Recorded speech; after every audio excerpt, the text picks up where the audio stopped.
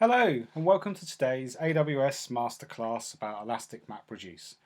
My name's Ryan Shuttleworth and I'm a technical evangelist here at AWS and I'm going to be your host today on this webinar. So today's webinar is a masterclass on Elastic MapReduce, and the masterclass series that we're doing is really about doing a technical deep dive beyond the basics of a high-level service overview to help you educate you on how to get the best from AWS technologies or sets of technologies and show you how things work and how to get things done. And in 45 minutes we'll hopefully broaden your knowledge and give you enough to then go look for more information online and do some of the tutorials that we have as well and to use some of the sample applications. So today's topic is Elastic MapReduce, and it's a key tool in the toolbox to help with big data challenges. And it makes possible processes and analytics in a timely fashion that previously weren't feasible because they maybe took too long or they were too expensive to build clusters yourself in your own environments to achieve things in a cost-effective and timely fashion. And Elastic MapReduce is cost-effective when leveraged with EC2 and the spot market, and that's one of the things we're going to talk about today. And there's a broader ecosystem of tools to handle specific use cases, and we're going to dive into a couple of those today. Now, Elastic MapReduce is a pretty expansive topic, so in 45 minutes we're not going to touch everything, but hopefully this will whet your appetite and give you enough to get going, get set up using the console or some of the command line tools, and use some of the technologies like Hive on top of MapReduce to do interactive querying. So what is EMR, Elastic MapReduce? Well, fundamentally it's Hadoop as a service. And Hadoop is an open source framework for parallelization of data, and we'll come into a sort of an overview at a high level of what that's all about. But fundamentally it's this thing called MapReduce, and it's a MapReduce engine under the covers where you can map data and then aggregate data in the simplest fashion in a two-step process. It's integrated with tools that enable you to use query type languages on top of very large data sets, and because it's a massively parallel engine under the covers, you can achieve near linear scalability. The more resources you put at something, the faster your data analytics jobs will go. And it's integrated into AWS services like EC2, like S3, like DynamoDB, and it's a cost-effective wrapper, if you like, around that open source framework to allow you to do big data analytics in a timely fashion. So EMR itself, and Hadoop if you like, is a framework that splits data into lots of pieces, lets some processing occur and gathers the results. So in the simplest use case, that's what it's all about. And because of that near linear scalability, the more horsepower you throw at that processing, the quicker you can get results out of it. And a really common use case would be doing something like click log analysis or Apache log analysis. So let's say you have a very large click log, maybe terabytes in size, and inside there's lots of actions by a user. Maybe these are actions on a web application, maybe these are ad impressions maybe on a particular site. And you can have lots of actions contained in a lot of data. And EMR lets you split that log into many small pieces, and it does that as part of the framework, and process them in a cluster of EC2 instances. And then aggregate the results from some sort of processing you've done across all those little chunks of data and combine them together to ultimately find out what John Smith did in this case. And because you can throw horsepower at it, you can get to that answer in a fraction of the time that you might do otherwise with a small cluster or a single machine. And it's all about this thing called Hadoop, and that's the Hadoop logo there, the yellow elephant. And there's two sort of fundamental pieces to Hadoop. There's what we call HDFS, which is a file system underneath the covers, which is a cluster file system for reliable storage of data across a processing cluster. And then there's the MapReduce element, which enables you to do data analysis. It enables you to do some sort of processing on the data and then maybe aggregate those data across all the nodes that you've processed across. And they're the two fundamental pieces that we'll address in turn over this presentation.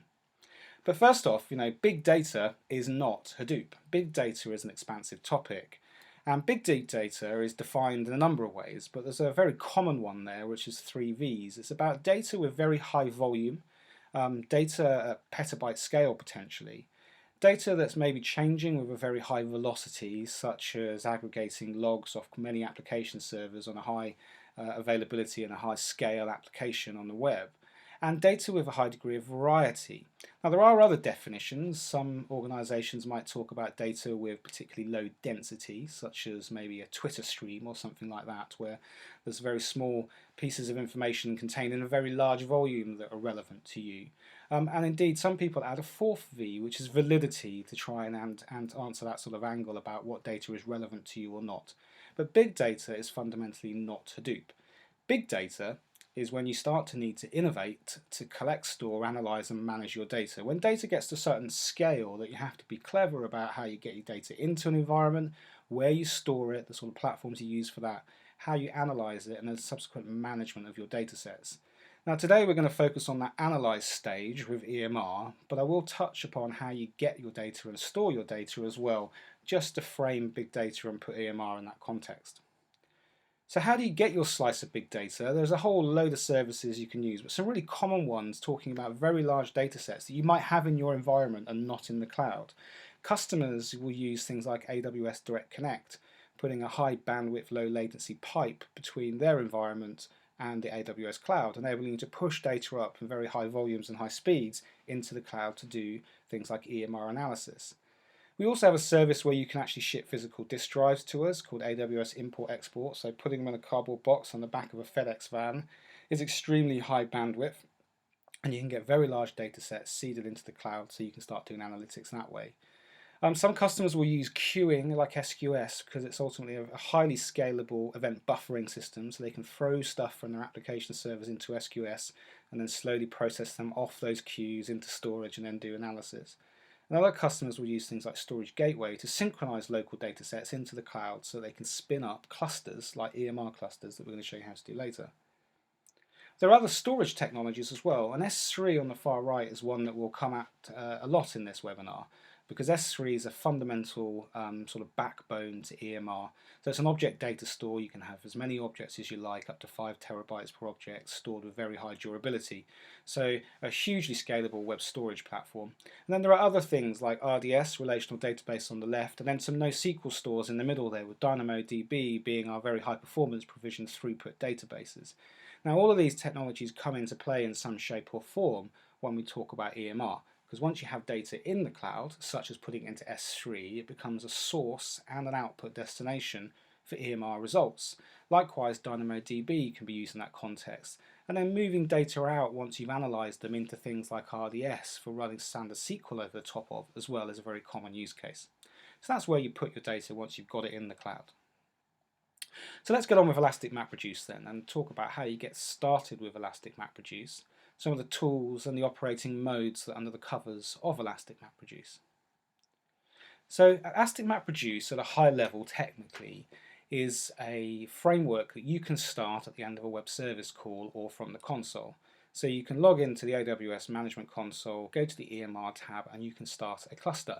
You can also do that via the CLI tools, and there's a set of Ruby tools that are very, very effective that you can download onto your local machine, or indeed you can install that on an EC2 instance which you're using to control these things from. And ultimately you're poking the AWS endpoint for EMR to initiate a cluster start. And there's some things that get created under the covers when we start an EMR cluster, and these are the moving parts. There's what we call a master instance group, and there's an instance, an EC2 instance, that gets started within that group. And this controls everything that goes on inside an EMR cluster. So it coordinates the tasks that other nodes will do. And ultimately it runs MySQL under the covers, and it's a self-contained installation that happens as part of creating an EMR cluster. Then you have two other types of instance groups. The first of those is what we call the core instance group. And this is a group of EC2 instances, and it can be from 1 to n instances, that are running for the lifetime of the cluster. And these instances have the HDFS file system underneath the covers. So in EMR speak or Hadoop speak, they run what we call a data node. They can store data on HDFS that's made available to all their own instances in the core instance group. And they also run this thing called a task tracker daemon, which actually does the job that we're asking it to do. You can also define under EMR an optional task group called a task instance group, and these are nodes that you can add to or subtract. They can start at 0, or they can scale out to many, and they can scale back down again, and you can do that as many times as you like throughout the lifetime of a cluster. But these are just running that task instance, so they're just there to take work from the master instance group coordinating them and doing a job and then passing results back. And where that data needs to be stored, it will be stored on HDFS typically in the core instance group. So the master node will coordinate things, and then typically you have, say, Amazon S3 under the covers. And what will happen is that the master instance group will be coordinating a job when you start a job across those instance groups, and data will be pulled in and out of S3 as required. And typically a very simple job will be to read data from S3 in the first place, move it on to some core instance groups, do some processing, and then push the results back into Amazon S3 once the MapReduce job has completed. I'm going to take you through a very simple example of an EMR job where we take a simple set of data from S3 and then push it back to S3 to illustrate how EMR works and how you can use some of those tools. Now, under the covers, what is actually happening in a MapReduce? And if you look at a single EC2 instance here, we've got some sort of input data on the left, and we're going to produce some sort of output data on the right. Now, that input file there would be a piece of the data, let's say, that's come from S3, as provided by the MapReduce framework and coordinated by that master node. So take that input file as a chunk, maybe, of an application server log file, and it's passed into a map function that you can define that will do some sort of analysis or processing on that data, in this case pulling out different types of records and showing there in different colours. Then the reduce phase will then take a particular type of record, aggregate them up and produce an output file. So when you expand the number of nodes that you have in the EMR cluster, this is the sort of thing that's happening. So we can see I've got 3 colours of records that I'm looking to extract. My master node will have distributed a chunk of my input file across each of my instances. And then my map processors would run, and I would subsequently run reduce processes that would aggregate all the greens, all the reds, all the yellows, and produce them into files on the output. Now the output is always going to be a series of files which you can then post-process into a single continuous file. And one of the sample applications I'll look at is a word count, a very simple example to illustrate how this works. And it's a tutorial that you can get going with really easily from within the console. EMR also integrates, I mentioned at the start, to various different tools. So if you simplify that view of what EMR looks like as a series of nodes there, the large square being the master node and then having task nodes wrapped around it, and HDFS as being an underlying file system. You can pull data in and out of S3, it integrates with DynamoDB, and there are other, like SimpleDB can be used as well. So these are very fundamental data sets and input-output points that you can use. You can also then use open source tools such as Flume, which is distributed log collection. So you can use Flume to pull logs into an EMR cluster from many different application servers, for example. Or you can use Apache HBase as an input or indeed an output, which is an in-memory key value store, similar, I guess, to DynamoDB in that sense, and a key value high-performance store. So you can use data management tools, and there are other tools that you can integrate with EMR. And you can use analytics languages across the top. So Hive is an SQL-like language we'll compare to relational databases later in this webinar, and Pig is a more prescriptive analytics framework and a language which uses something called Pig Latin to define the sorts of queries or scripts that you might wish to perform across data. Data that's fundamentally spread across many different nodes or is resident in S3 as a file system.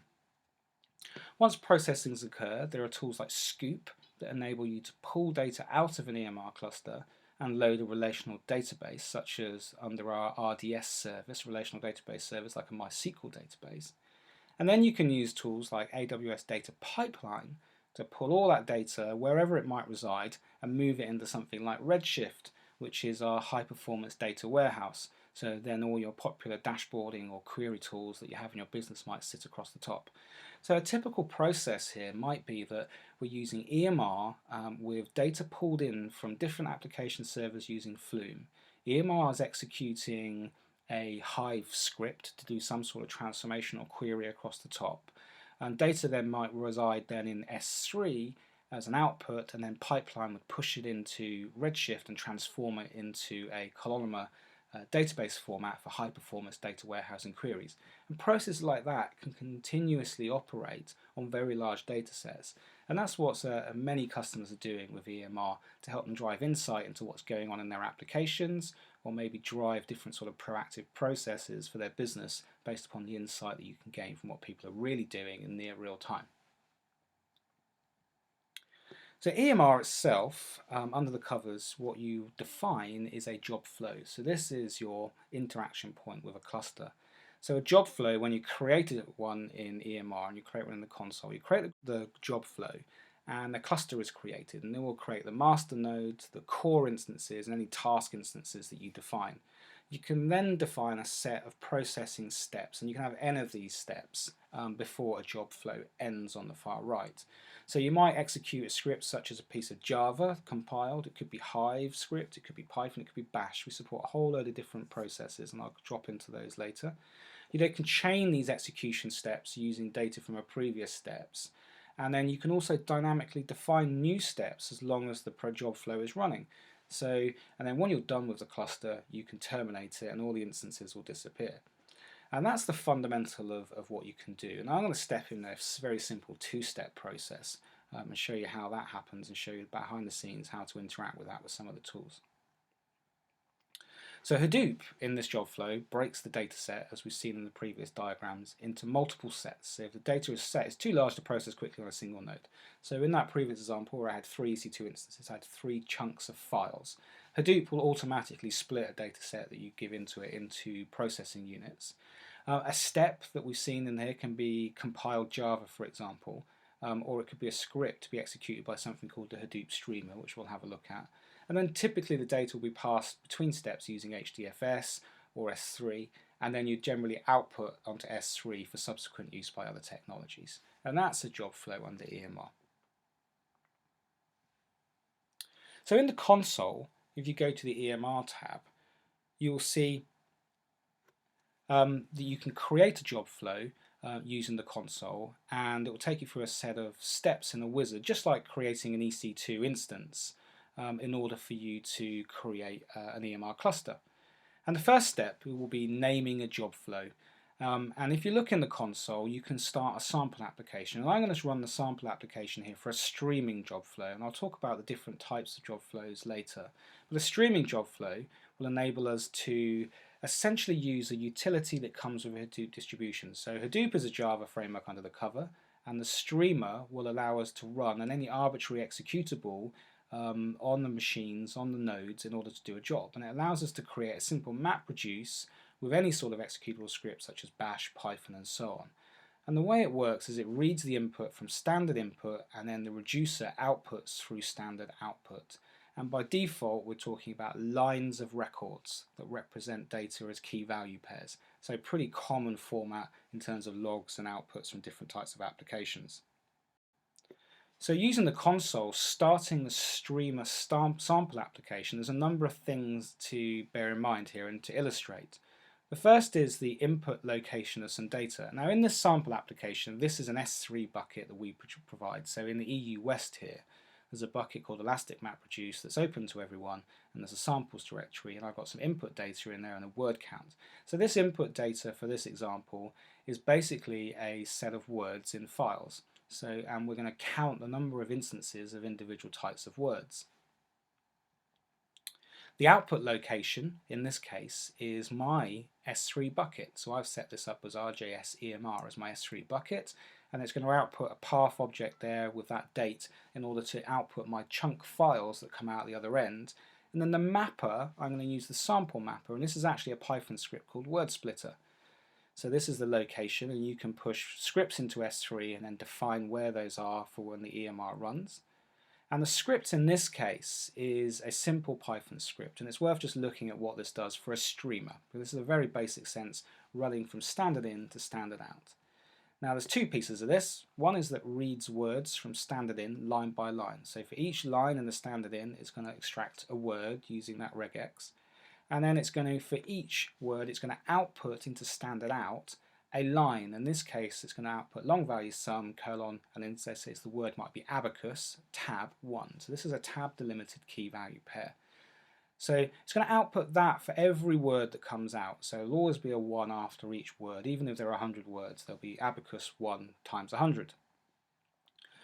Then we're using the standard Hadoop streaming command here, and this is an aggregate. Now Hadoop comes with a whole range of standard functions that you can run, but of course you could run your own script, just like pushing an S3 bucket location for my Python script. You could run your own Python script here as well. So aggregate's going to reduce, if you like, sort and reduce all those different words across the nodes.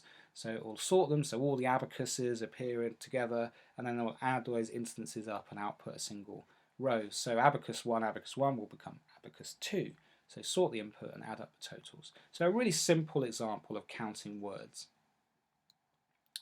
Once you then go next in the console, you'll be asked to define the cluster size. So here we have those master instances, the core instances, and the task instances.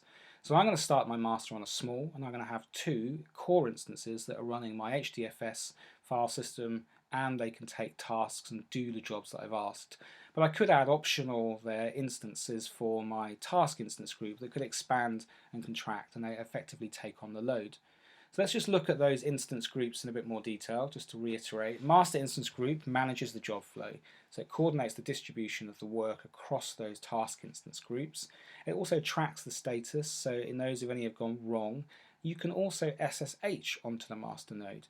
So if you want to have a look at what's going on at the logs or directly access the user interface for Hadoop, command line tools of Hadoop, you can SSH onto that master node and work from there.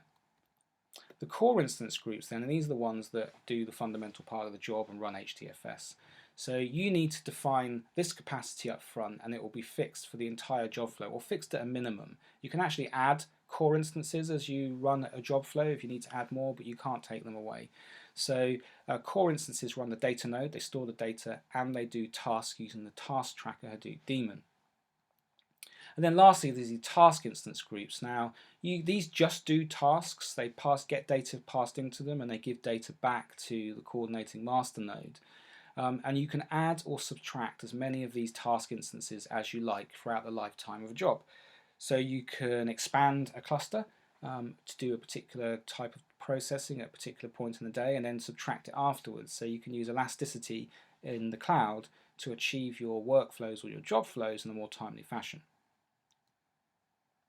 So creating a new job flow, the next stage will be some settings here. So if you want to SSH onto a master node, you need to provide a key pair, so a standard EC2 key pair that will allow you to SSH onto that node.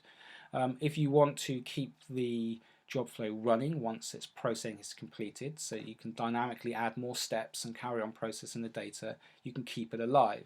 You can turn on logging and push logs out into S3, which ultimately means that you can turn on EMR debugging and view the logs in the console and have a look at what's going on. And various other different settings if you want to run this into a VPC, for example, as well. Now the S3 output will be a series of files in this case that look like this. So these are the words with their associated counts that are tab delimited.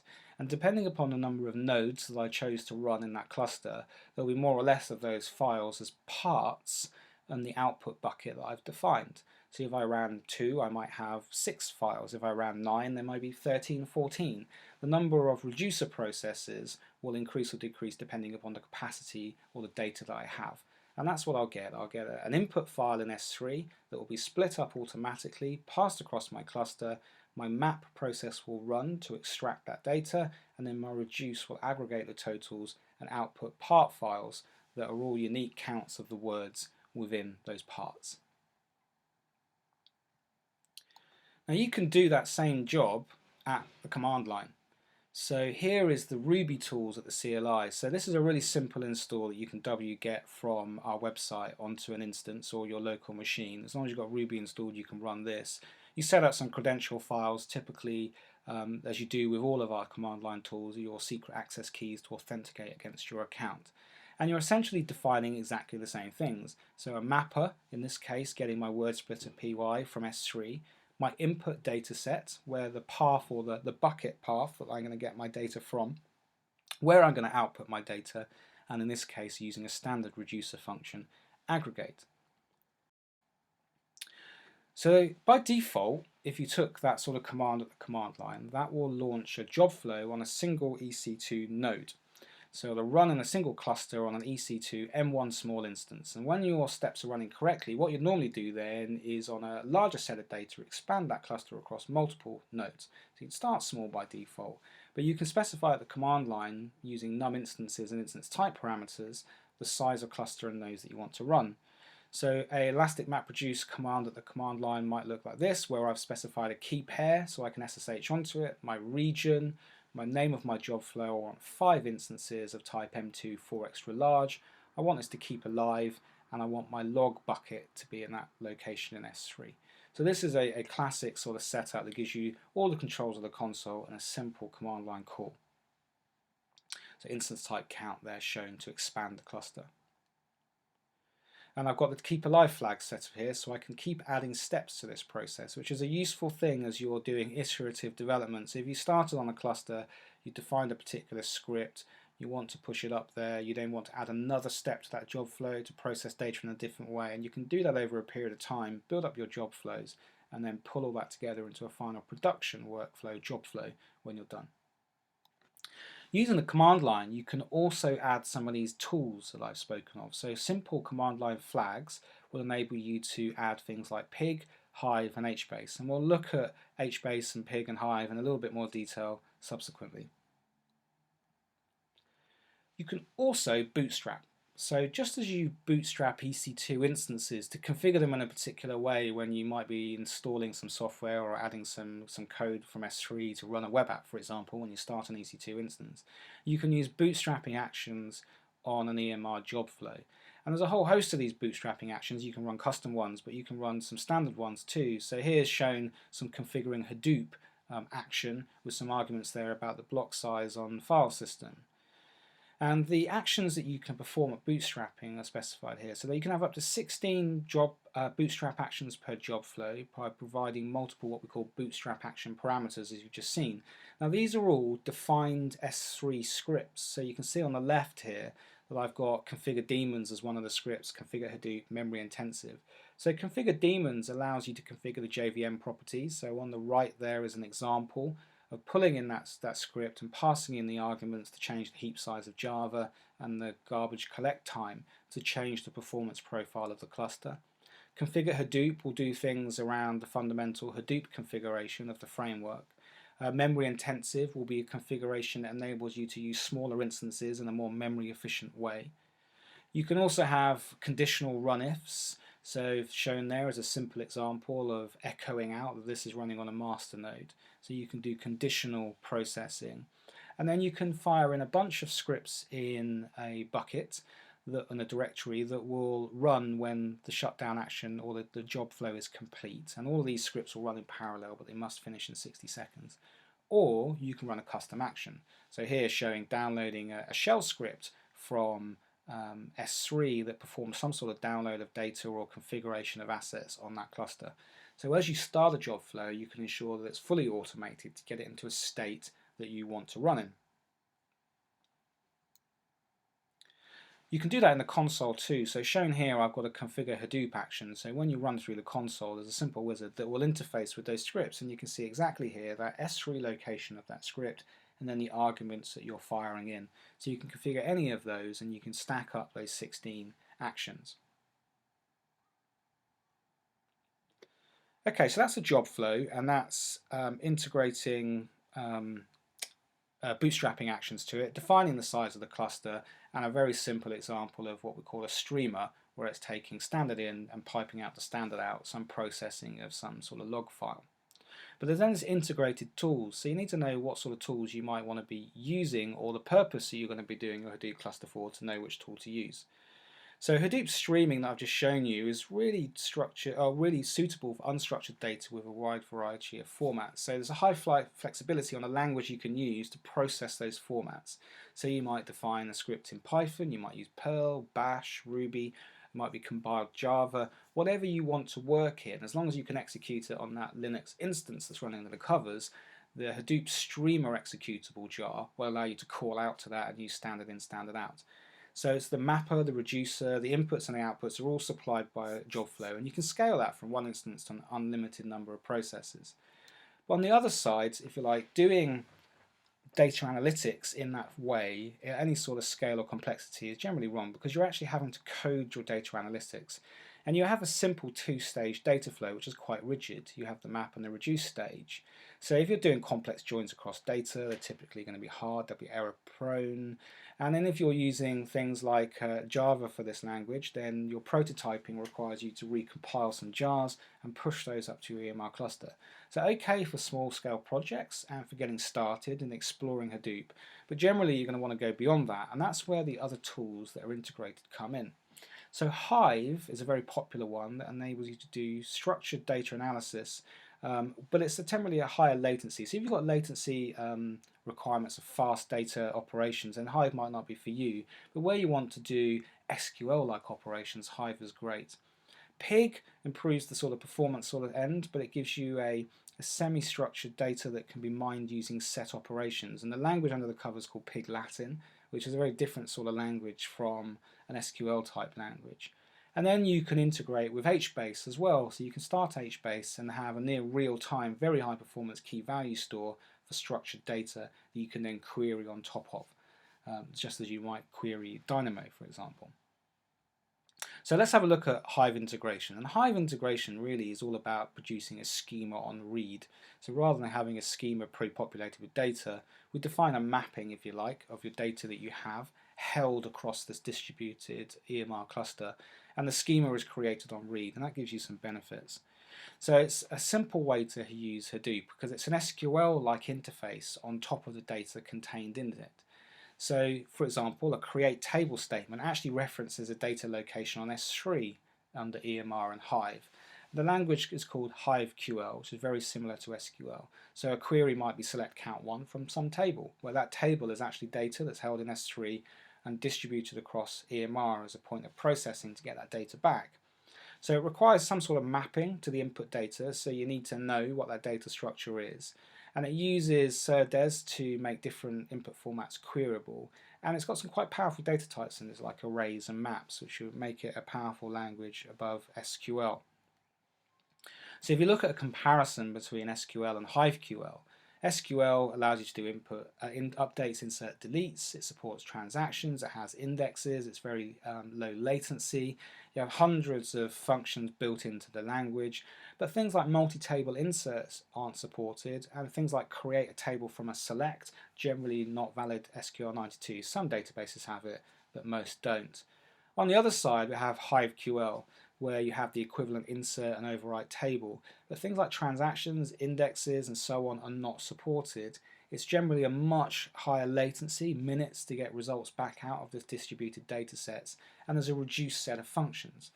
But things like multi-table inserts are supported, and you can do a simple select statement and create a new table to help your analytics. So it creates a very fluid environment for processing these very large data sets across your clusters.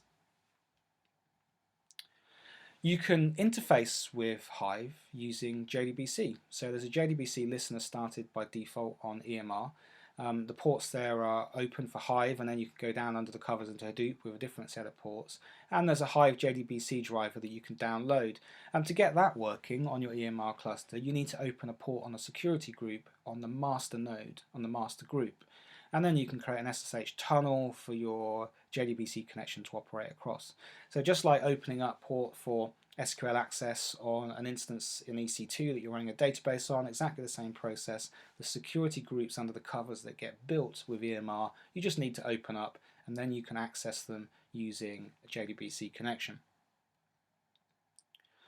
So here we've got a CLI example of using Hive in a script fashion. So here I've got a job flow that's been created. My name is Hive job flow, and I've defined a property called Hive script. So just as I previously was using a streamer and I was using a Python script to process my data, here I'm saying this is a Hive script job flow, and I'm going to pass in a location of my query.q HiveQL file. And then I've got some inputs there, my input bucket and my output bucket that's going to be in S3 that this Hive query is going to run across. So this will create a Hive EMR job, and depending upon the number of instances that I might also pass into this query, the size of that cluster will vary, and then I can process that Hive script and the output data will be chucked into my output bucket. So they're a very succinct way of defining a Hive processing query job flow in EMR. You can also start a cluster and turn on what we call Hive Interactive. So if you do this, you can now drop into the Hive prompt within your master node or across a connection that you've SSH tunneled in, and start using an interactive Hive session and start interacting with that data across the EMR cluster. Because I've kept it alive, you can see I've got my alive flag. I've got 5 instances, big ones, M1 larges, and I'm Hive interactive. So if I passed in my args where I had an input set in S3, for example, I can now start querying that input set using Hive interactive tools. So some of the things that I might be able to do here, and just step you through this, is that I'm defining an external table in Hive. So this is HiveQL, and this is where I'm going to get the data from, and it's table created as a structure. It's just a mapping to my data that's held actually in S3, so a log file in S3. In this case, this is impressions for ad serving from an application server log file. So it's just a mapping to the source. So when I create the table, that's really fast, happens nearly instantly. And then I've got, there you go, the source data that it's coming from. The location is in S3, and there's various different other things in there defining the mapping, the row format, for example. Because this data file is in JSON, I'm using a JSON Serde file there, jar, that's going to be downloaded and enable me to process that data. Okay, so we provide you with those helper things to enable you to process non-flat files. Once you've done something like that, at the Hive interactive prompt, you can then select star from impressions and just grab 5 of them, for example. So that's selecting directly from S3 via 5 cluster instances on EMR to give me a high performance processing across what could be an extremely large data set. That single file, for example, could be 5 terabytes in size, or it could be multiple files that I've mapped in the EMR job flow. So if you look at some of the different types of tools that you can use, streaming was the first example I gave, so good for unstructured data. You can support any language pretty much as long as you can execute it on that Linux instance. Unlimited volume and medium latency because it's piping standard in to standard out. You've got Hive that I've just looked at with HQL. Again, unlimited volume that gives you an SQL-like language across some structured data. And then we move into Pig with Pig Latin as a language. And then we have things like DynamoDB as mechanisms you can use, because you can push data out of the EMR cluster into Dynamo and then use Dynamo as a very high performance, very low latency store of that data, so ultra low latency. But in the context of big data where this could be petabytes, this might be used for more relatively low volume sets of data in that context. And then we have Redshift, which is our data warehousing technology, so you can push out into Redshift and then use all your common popular BI tools and dashboard slice and dice tools on top of the data that you process through an EMR cluster. So generally you'll be using a combination of these things. So it might be some Hive scripts pushing data out into S3, which then gets processed into Redshift, for example. Now there are some cost considerations to think about when running EMR and about making the most of EC2 resources, because it's all based upon this kind of fundamental equation. So 1 instance for 100 hours equals 100 instances for 1 hour. And that sort of linear scalability plays into a cost argument, because a small instance for that, 100 of them for 1 hour costs you $8. Whereas 1,000 instances you can run for 1 hour and you'll achieve a near linear scalability and you'll only spend $80. So you can have 1,000 instances running an EMR cluster for 1 hour and it'll cost you $80 on a small instance. Now, playing into that is the different types of EC2 instance purchase plans that we have. And if you look at our capacity planning within EC2, we have these things called reserved instances. So anyone that's bought a reserved instance has a reserved capacity allocation. So there's a proportion of the cloud that's reserved for people that are paying upfront an upfront fee to reserve that particular instance type in that particular availability zone, for example. We then have the on-demand instances that if you're starting a standard EMR cluster, you would be pulling stuff from the on-demand pool. And then we have the excess on top, and this is an illustrative diagram. And we have spot instances. So the excess capacity we sell then at a variable price, and that's called our spot instance market. Now if you go into the console, you can see spot instance pricing history. Typically is much less than the on-demand price, but occasionally it spikes, as you can see here as a chart around the micro instance. in all zones in US East. Now it's sat down there at less than half a cent normally, but then it spikes up sometimes to 2 cents there, above the sort of standard price. So generally you can access resources at a much lower price level using Spot. Now EMR integrates with Spot, and if you go through the console you'll see you can choose any of those instance groups, and you can start them on Spot instances and then define the price you're willing to pay for them. So what people do is they'll start their master nodes on demand, or maybe if they're running EMR all the time, they'll be running those on reserved. Then the core instances will be on demand or reserved, and then task instances will generally be on Spot, because you can do something like this. So if you look at EMR, a job where I've got 4 instances, and let's say this particular job takes 14 hours to complete on those 4 instances, and for sake of argument I've got 50 cents per hour is the price for that particular instance type that I'm using. So 4 instances for 14 hours at 50 cents is $28 to run that EMR job over 14 hours. Now, taking advantage of that near linear scalability, if I were to add 5 Spot instances to there, nigh on doubling the capacity, I could pretty much halve the duration of that job. So by adding twice as much, I'm going to take half the time to complete this particular EMR job flow. Now, if you look at the pricing of that, I've got my 4 instances running before at 50 cents, but they're running for half the time, so that price is now $14. But my 5 additional instances, again for the sake of argument, let's say they're half the price of the on-demand price for that particular instance type at 25 cents. They run for 7 hours, cost me $8.75. So in total I'm paying $22.75 to do the same job in half the time. So I send a cost saving of 22% and I do things in a time saving of 50%. So by adding more resources on the spot market, I get things done quicker and I get things done cheaper with EMR. So this is a really a core thing that you should bear in mind if you're running serious production EMR workflows, is the instance types you use and how you mix and match them. So you might have a proportion of task instances that are on demand and a proportion that are on the spot market, and that way you can expand and contract and you can take advantage of that very low price point for the instances and get your jobs done quicker. Now there's some other things to bear in mind, some hints and tips. So there's the dynamic creation of clusters for processing jobs. So think about the CLI tools and the automation that you can achieve. So only spin up clusters when you need them, and then use them for that hour, because everything's a billable hour. So think about the points in time of the day when you want to process jobs, and maybe think about time-aware, sort of cost-aware architectures. So maybe running your analytics overnight on a spot market will be more cost-effective than doing it in pieces during the day, because the price might be cheaper overnight using Spot.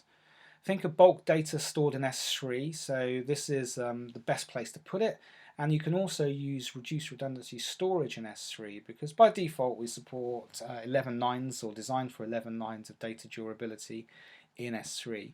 But if that data is something transient, you can use reduced redundancy storage and you'll actually pay less for storing that data in S3. Think about DynamoDB for high performance data access. So if you've got some jobs that really need low latency query results, then think about piping the core parts of your analytics data into DynamoDB and using that as a source or destination. And then when you're done with data, migrate that data to Glacier. So if you're using S3, you can set lifecycle policies. And when your data is done with, you can push it into Glacier, maybe a single copy, in cold storage at a very cheap price point for archive. And then only if you really need to have to go get it back for some retrospective analysis, you can pull it back out.